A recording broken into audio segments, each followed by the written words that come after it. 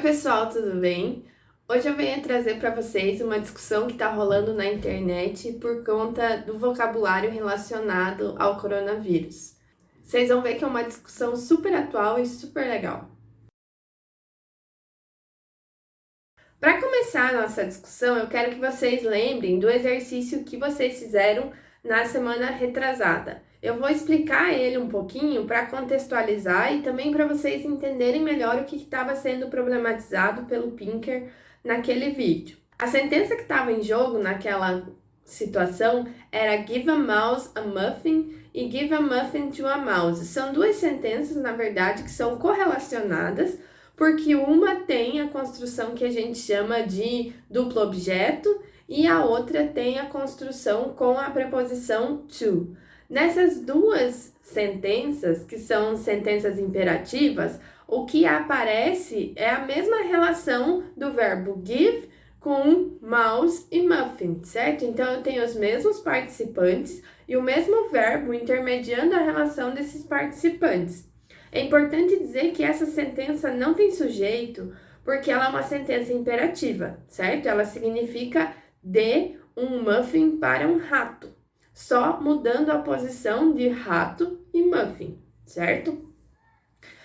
Nesse contexto, quando a gente olha para esse verbo give, a gente vê que ele é responsável por conseguir fazer essas duas construções acontecerem. Não é qualquer verbo que vai permitir a construção de duplo objeto, quando você não tem o to presente. Mas o give, em especial, ele consegue fazer isso porque ele é um verbo que vai tomar um complemento que é o beneficiário dessa ação de dar, certo? Então, é give algo para um beneficiário. Aí a posição do beneficiário pode vir em primeiro lugar e daí você tem give o beneficiário algo. Então, nessas duas sentenças, você acaba dando mais proeminência, mais saliência ou para o rato ou para o muffin, tá? Mas o importante dessa conversa toda é a gente perceber que essas duas construções só são possíveis por conta do verbo give ser um verbo que possibilita a relação entre esses dois papéis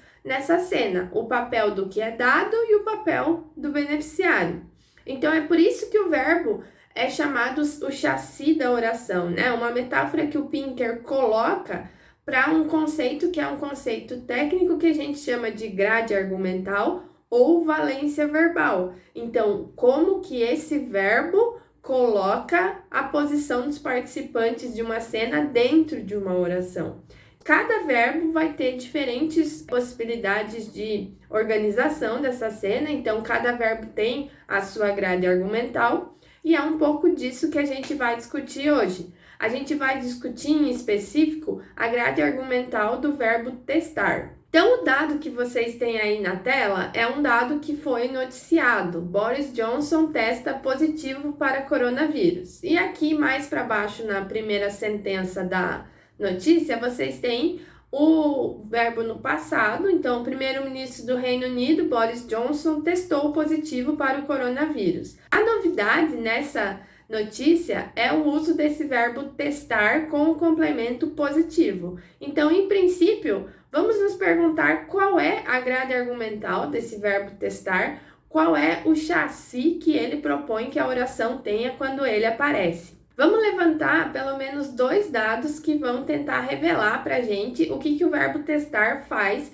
no geral. Então, você pode dizer, por exemplo, o laboratório vai testar a nova vacina ou o piloto testou o novo carro. Nesses dois casos, você está usando o verbo testar com um complemento que é a nova vacina ou o novo carro, que são entidades, que são coisas no mundo. Então, por isso que a gente diz que são expressões, sintagmas, que têm um caráter nominal, porque eles referem a ideias nominais, a propriedades que são dos nomes. Então, se fosse para a gente olhar para o verbo testar a partir dessas duas sentenças e se perguntar qual é o chassi que ele propõe que a oração tenha quando ele ocorre, a gente deveria levar em consideração que ele pega um sujeito, alguém que testa, e um tema que é o objeto testado. Então, alguém testa algo. Aqueles velhos truques das professoras do ensino básico de fazer essas perguntas, né?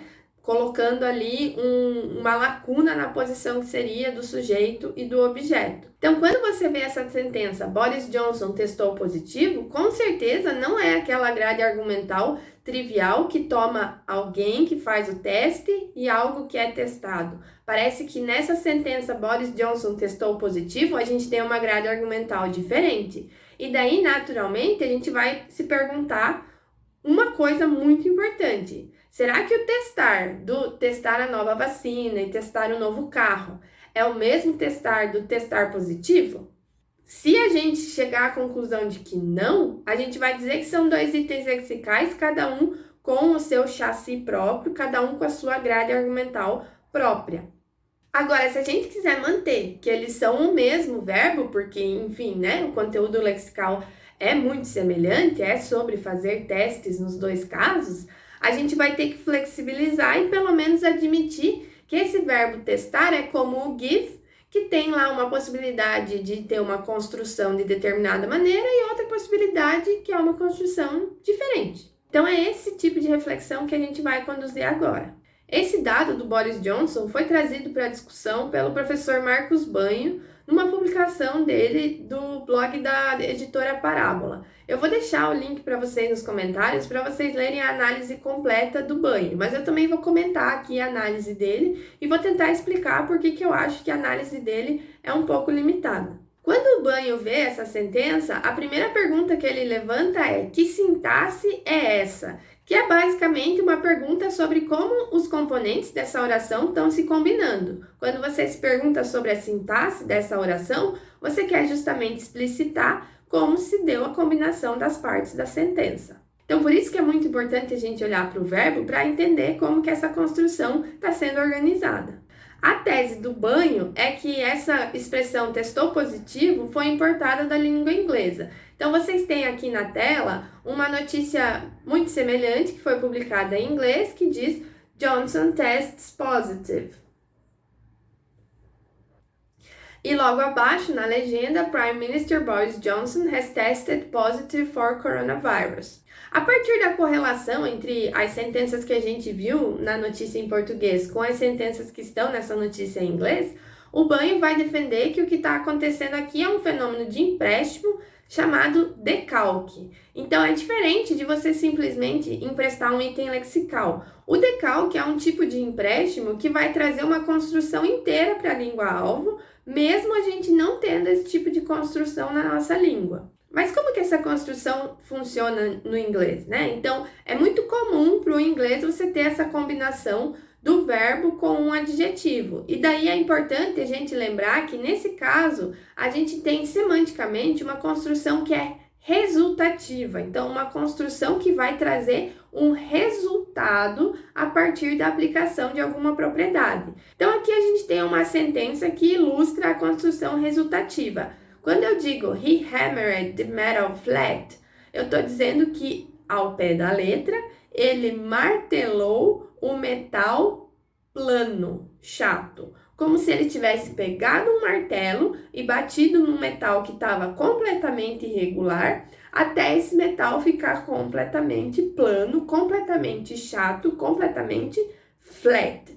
Então, o the metal tanto serve como objeto do hammer, porque ele martelou o metal, mas também entra numa relação de predicação com flat, porque é o metal que é chato a partir dessa ação. É o metal que fica chato depois dessa ação, e não o sujeito. Então, quando eu digo he hammered the metal flat, o flat está predicando the metal e não está predicando do he, beleza?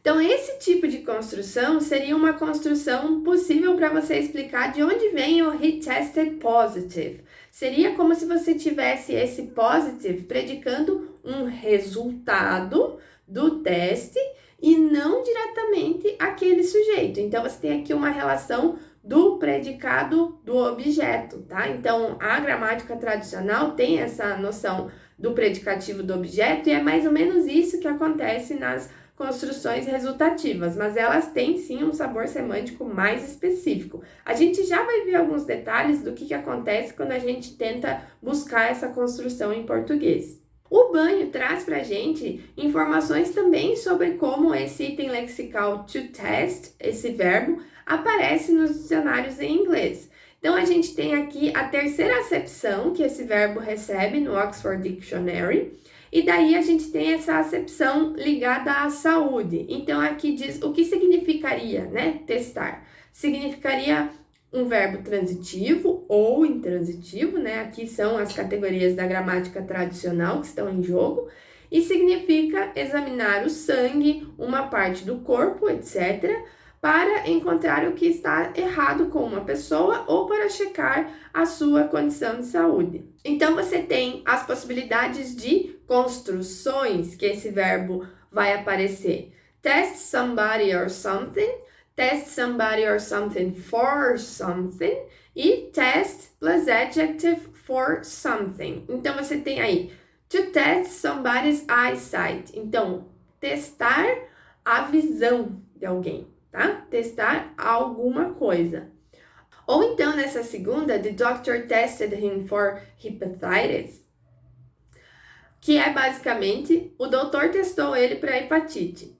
E na última, a gente tem a construção que nos interessa, que é she tested negative for HIV. Eu vou usar esse tipo de construção quando eu tenho possibilidade de exames que sejam assim, positivo ou negativo. Então, por exemplo, você pode ser HIV positivo ou HIV negativo. Você pode ter esteroides na sua corrente sanguínea ou não ter esteroides na sua corrente sanguínea. Então, é sempre sobre um resultado que vai ter uma propriedade de ser positiva ou negativa. Daí o Banha se pergunta, bom, qual é a função desse positive na construção do inglês? Aparentemente, ele funciona como um tipo de predicativo, tá? Então, quando eu digo he tested positive, esse positive vai estar aí presente e vocês podem ver que o Oxford Dictionary analisa ele como um adjetivo, porque ele estaria fazendo uma relação de predicação secundária. O Banho vai afirmar que esse positive modificou o sujeito. Essa é a parte que eu discordo dele. Eu acho que você não pode dizer que quando você afirma he tested positive, você está afirmando que ele é positivo. Você vai dizer que o resultado é que é positivo. Então, por isso que eu acho que a gente pode cogitar que esse positive é um predicado desse objeto que estaria ali oculto, um objeto implícito. Quando você olha para o português, você não vai encontrar sentenças resultativas. Então, se a gente traduzir ipsis literis, aquela sentença do hammered the metal flat, eu vou ter algo como ele martelou o metal chato. E isso, desculpa, nenhum falante de português brasileiro vai produzir e vai ter muita dificuldade em processar. A gente pode achar que talvez o problema fosse o metal e o martelar, e daí a gente pode trocar por outra sentença do tipo ele socou a parede quebrada, que também vai manter a mesma relação de resultado que aquela sentença do inglês pretendia, mas a gente ainda não tem uma sentença do português. Então, perceba que testar a sintaxe da construção resultativa em português é basicamente você tentar ver se aquela significação que estava sendo passada pode ser passada em português com a mesma relação de construção entre os termos sintáticos. Então, se eu fosse querer colocar aqui alguma preposição ou fosse querer mudar a posição do sujeito, aí eu não ia mais estar testando a mesma construção. Mas quando eu mantenho essa relação, que no caso é um sujeito, um verbo, um objeto e um particípio passado para dar essa ideia de resultado, eu não tenho sentenças gramaticais em português. Então, ele socou a parede quebrada, só vai ter um significado, que é a gente imaginando que tem duas paredes em questão, uma que está quebrada e outra que não está, e aquela que ele socou foi aquela que está quebrada. Então, a gente não consegue tirar dessa sentença a leitura de ele socou até ela ficar quebrada. A gente só consegue tirar dessa sentença a leitura de que já estava previamente quebrada. Então, não se trata daquela construção que a gente estava analisando no inglês. Em compensação, a gente tem alguns verbos do português que transmitem a ideia de resultado. E daí porque lexicalmente eles têm a ideia de resultado codificada dentro do significado deles, eles são capazes de fazer construção resultativa. Esse é o caso para ele deixou o metal plano e ele tornou o metal plano, tá? Nesses dois casos, eu vou ter a interpretação de que o metal não estava plano e que depois da ação dele, ele passa a ser plano, certo? Mas, de novo, aqui é o deixar e o tornar que carregam esse tipo de informação para dentro da sentença. Aí o nosso passo seguinte é se perguntar qual vai ser a classe gramatical do positivo em português, qual que é o comportamento gramatical dele que está em jogo nessa sentença. Então, a hipótese do banho é de que ele esteja funcionando como um predicativo. Como que isso poderia ser diagnosticado? Bom, o predicativo em português sempre desencadeia a concordância de gênero com o termo que ele está modificando. Então, é isso que acontece numa sentença como ela chegou atrasada, em que eu tenho esse atrasada predicando de ela. Nesse caso, eu tenho um predicativo do sujeito, tá? Porque o ela está na posição de sujeito. Quando eu tenho uma sentença como eu encontrei ela cansada, esse cansada também vai ter a flexão porque está concordando com ela. Percebam que nos dois casos, o cansada e o atrasada não entram na relação de predicação do verbo em si. Então, o chegar e o encontrar são fenômenos à parte, eventos à parte que estão sendo relatados nessa sentença. Então, se fosse o caso que o positivo fosse um predicativo dentro dessa sentença, eu esperaria que quando eu tiver um sujeito feminino aí, ele possa fazer a concordância do feminino da mesma forma que essas duas últimas sentenças que a gente viu. Quando eu avalio ela testou positiva, eu vou ver que essa não é uma sentença gramatical do português. Então, a sintaxe do português não gera esse tipo de sentença. A gente não consegue pegar esse positivo que aparece na expressão testar positivo e flexionar ele em gênero. Ele quer ficar inflexionável, ele não quer receber gênero e ele também não quer receber plural. Então, se eu disser eles testaram, vai ser eles testaram positivo. Eu não vou colocar no plural essa forma que vem depois do verbo. O banho vai defender que essa construção no português fica com esse adjetivo invariável simplesmente porque ela é uma construção que veio de decalque. Ela é uma construção que teria vindo do inglês e, portanto, veio do inglês sem as propriedades gramaticais de flexão de gênero. E daí ele usa, para defender essa tese, o argumento de que a mesma construção foi decalcada em outras línguas. No noticiário em tempos de coronavírus, a gente vê essa construção aparecendo em espanhol, em francês, em italiano, em outras línguas românicas,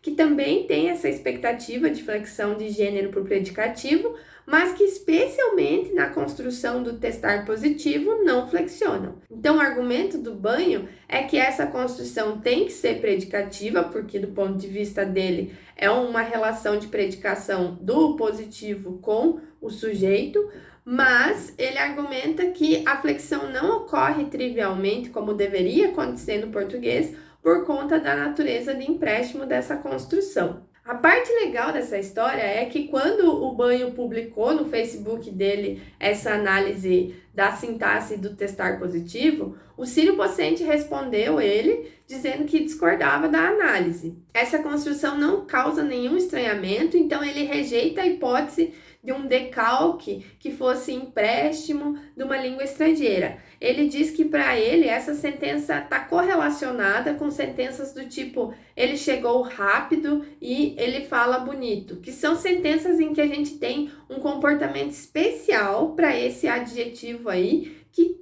dá para ele matizes de advérbio. Esse tipo de comportamento também já apareceu na nossa última aula, quando a gente estava falando daqueles adjetivos que podem se parecer com advérbios em mente. Então, parece que o português tem uma outra possibilidade de você empregar essas formas do tipo rápido e bonito, em que, na verdade, elas são formas adverbiais que vão fazer modificação do evento daquela oração. Então, elas não vão fazer um predicado sobre o sujeito. Elas não vão entrar em relação de predicação resultativa, elas não vão entrar em relação de predicação secundária, porque a propriedade que elas estão atribuindo não se direciona para uma entidade, fosse uma pessoa aí ou fosse exame específico.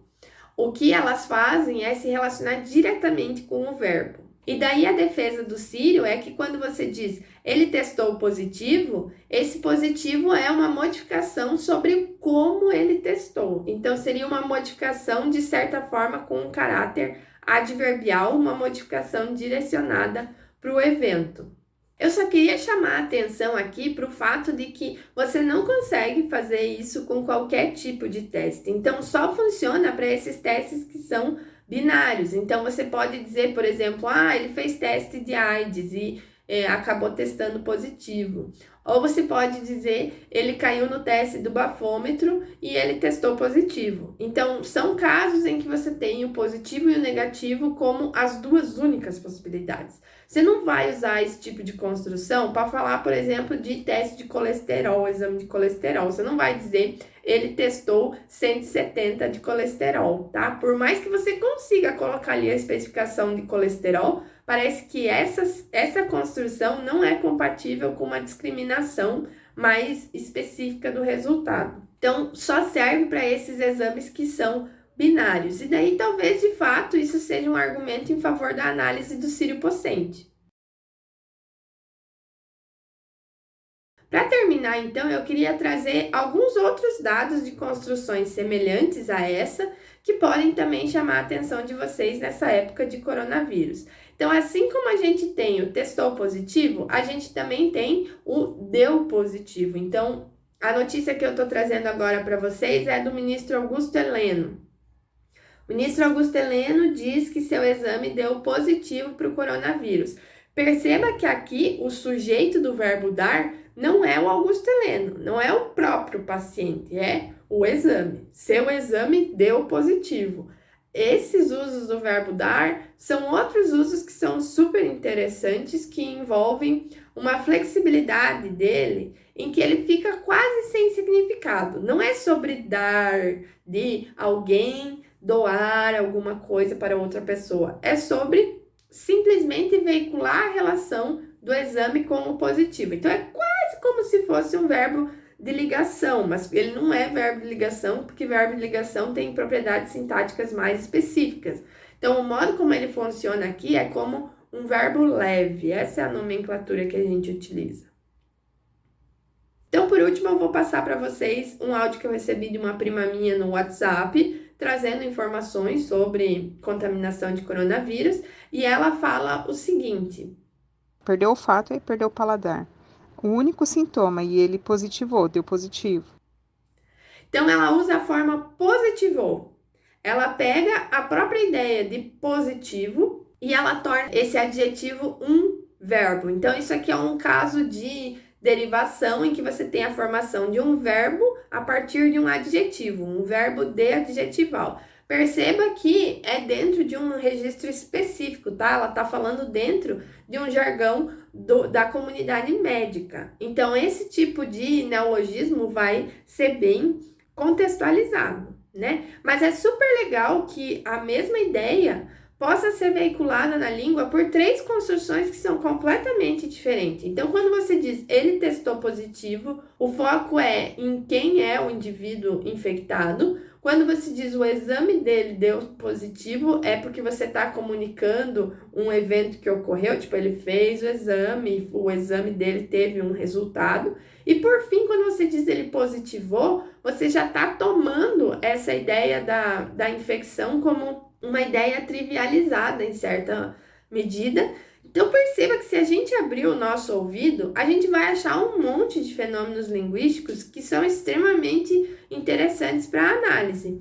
Agora você vai dizer: mas professora, eu não domino essa nomenclatura, eu não sei o que são todos esses termos que você estava utilizando e eu nem entendo essas coisas que você está falando.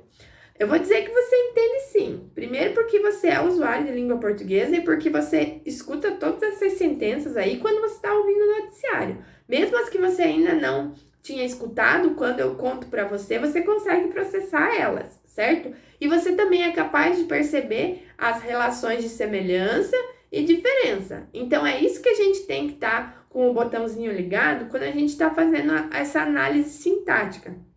A gente tem que estar percebendo como que determinados itens da oração estão se relacionando e ativando determinados outros itens e como que esse modo de fazer desses itens é diferente de outros modos de fazer de outros itens. Então, é basicamente uma série de possibilidades de construções dentro das orações. E quando a gente usa esses nomes, predicativo, objeto direto, sujeito, é só para a gente tentar localizar esses itens dentro das construções e conseguir fazer uma comparação entre essas construções.